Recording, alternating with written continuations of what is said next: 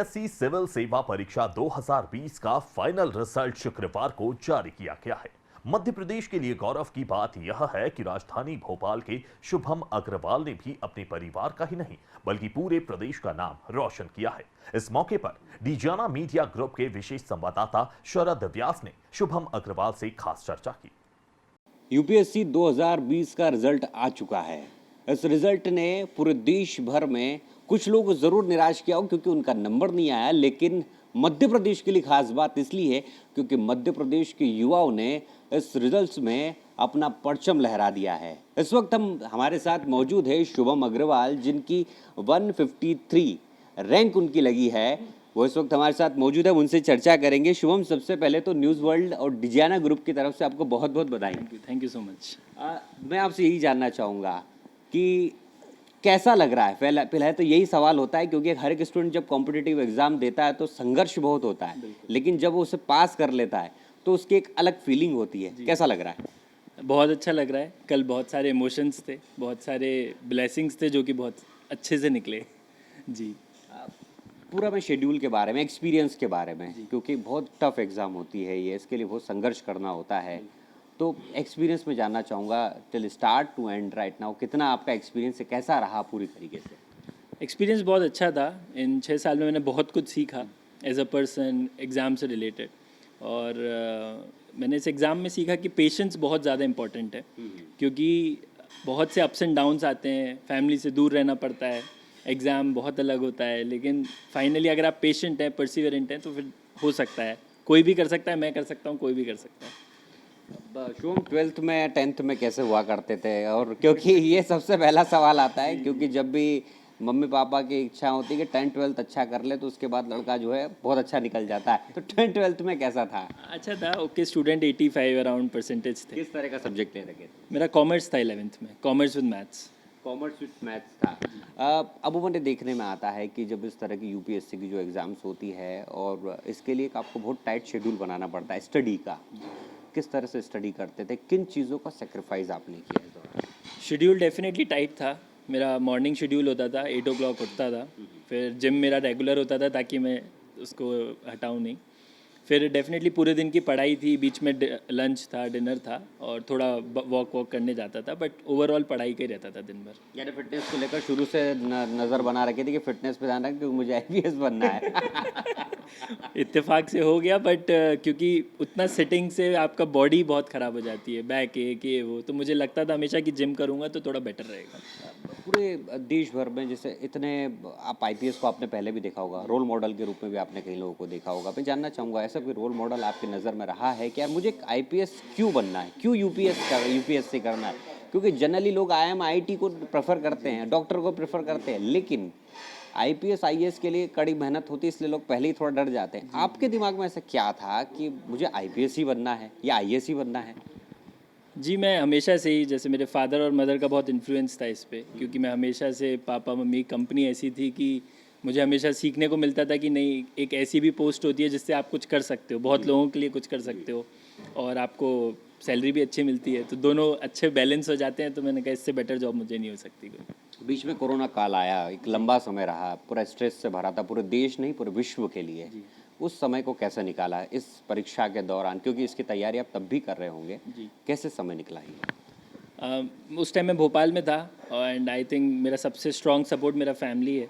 तो मेरे father mother, मेरे भाई भाभी, मेरी छोटी नीस है एक, तो हम लोग बहुत अच्छे से टाइम स्पेंड करते थे, खेलते भी थे, पढ़ते भी थे, तो एक बहुत अच्छा। फिर यहाँ मैंने एक लाइब्रेरी ज्वाइन की हुई थी, विद्यायतन नाम की, मेरे बहुत अच्छे बचपन के दोस्त की है and he always help me, supported me. तो मेरे दोस्त बहुत अच्छे थे, हमेशा मेरे को स्ट्रेंथ देते थे, तो वो फाइनली पेड ऑफ।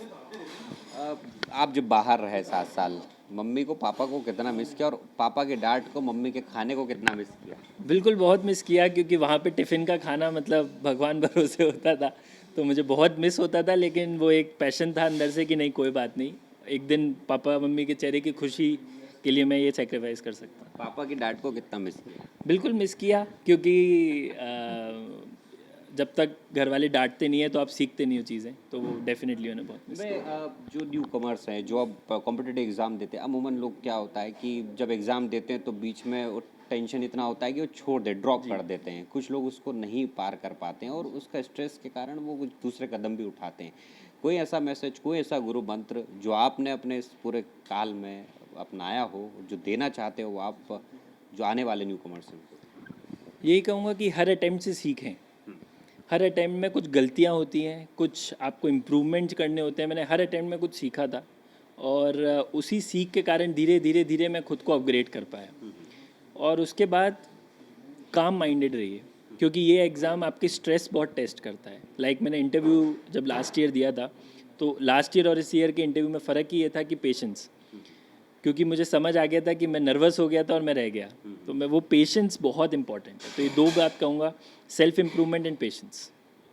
एक आखिरी सवाल मैं ये पूछना चाहूँगा कि अमूमन ये भी देखते हैं कि यूथ जो है वो इस तरह के एग्ज़ाम से अब डरने लगा है कि क्योंकि उसको ऐसा लगता है कि इस एग्ज़ाम में उनका नहीं होगा, ऐसा पहले सोच लेता है। क्या ऐसा वास्तविकता है उसके अंदर? ऐसा लगता है उनको कि उनको ऐसा नहीं करना चाहिए, उनको प्रॉपर मेहनत करते रहना चाहिए कंटिन्यू, क्योंकि 6-7 साल यदि कंटिन्यू कोई मेहनत करता है तो एक डर बैठ जाता है कि मेरा नहीं होगा।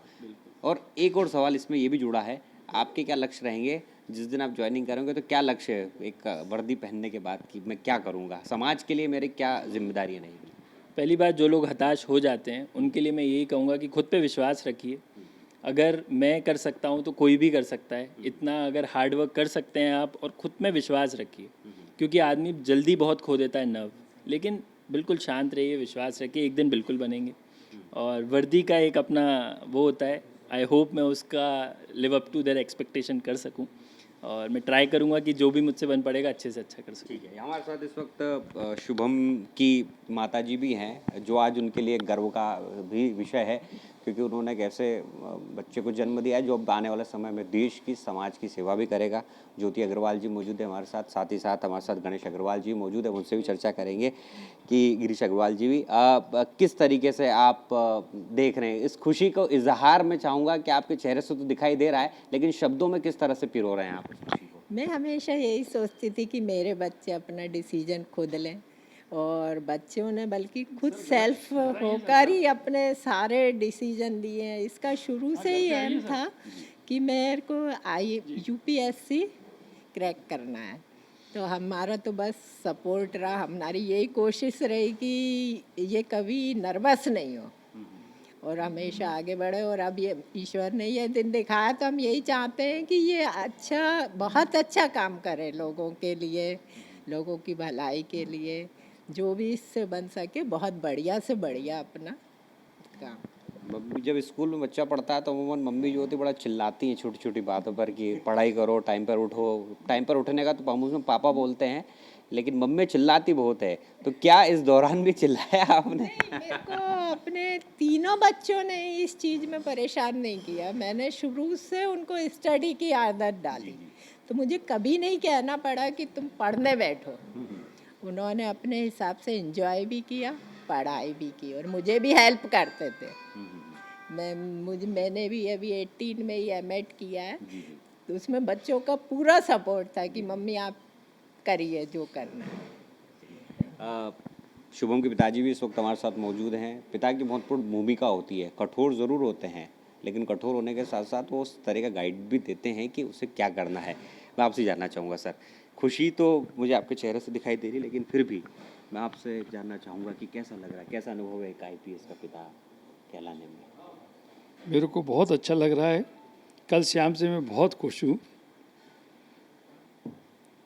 मैं उस चीज़ को बोल नहीं पा रहा हूँ, लेकिन बहुत खुशी है मेरे को। वो चीज़ मैं महसूस कर पा रहा हूँ, आपकी बातों से, आपकी आंखों से महसूस कर पा रहा हूँ मैं 20 साल से, मेरे सारे मित्र आईएएस, आईपीएस, जुडिशियल एवं आईआरएस हैं, और मैं उनके साथ में इतना रहा हूँ, इन्वॉल्व इतना रहा हूँ, मैं आपको बता नहीं सकता हूँ।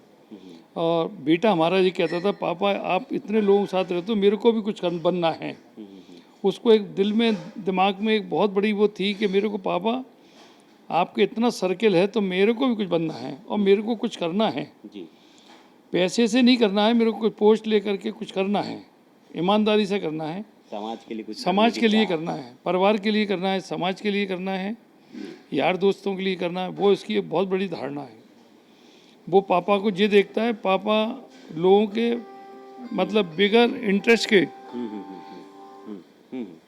इंटरेस्ट के पापा हर एक की मदद करना चाहते हैं।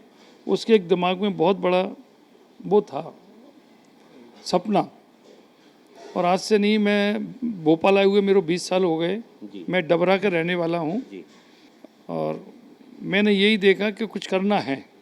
भोपाल आके भी सभी लोग मेरे मित्र मंडली बहुत अच्छी रही। एक पिता के लिए, एक माताजी के लिए सबसे खुशी की बात ये होती है कि उसका बेटा पढ़ लिख ले, पढ़ लिखने के बाद एक ऐसा इंसान बन जाए जिसके समाज में, जो समाज के लिए एक प्रतिष्ठित पद हासिल करे, समाज के लिए कुछ कर पाए। शुभम ने ठीक वैसा ही करके दिखाया है। अपने माता पिता के सपनों को आज पूरा किया है। केवल माता पिता ही नहीं, बल्कि पूरे मध्य प्रदेश के जो गौरव को उन्होंने बढ़ाया है, और गौरव को बढ़ाने के साथ साथ वो आगामी समय में भी अच्छी उपलब्धि और अच्छे मुकाम हासिल करे। डिजियाना न्यूज़ यही कामना भी करता है और बहुत बहुत धन्यवाद भी अदा करता है इस महत्वपूर्ण समय देने के लिए। कैमरा पर्सन आमिर के साथ शरद व्यास, भोपाल।